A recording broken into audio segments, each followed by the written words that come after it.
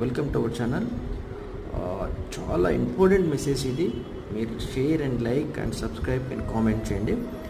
So ఇప్పుడు మన పిల్లలు గ్రోయింగ్ స్టేజ్లో ఉండే పిల్లలకి, పుట్టిన పిల్లలకు కావచ్చు, గ్రోయింగ్ స్టేజ్ పిల్లలకు కావచ్చు, మనం ఇచ్చే పోషకాహారం అంటే న్యూట్రిషనల్ ఫుడ్ బట్టి వాళ్ళ భవిష్యత్తు ఆధారపడి ఉంటుంది.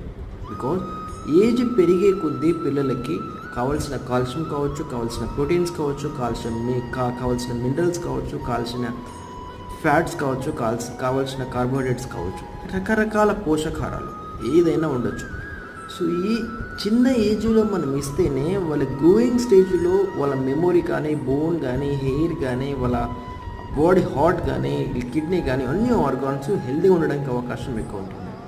Because depends on food. అంటే మన తల్లిదండ్రుల మీద అంత బాధ్యత ఉంది మనం ఇచ్చే ఫుడ్ మీద. Thank you.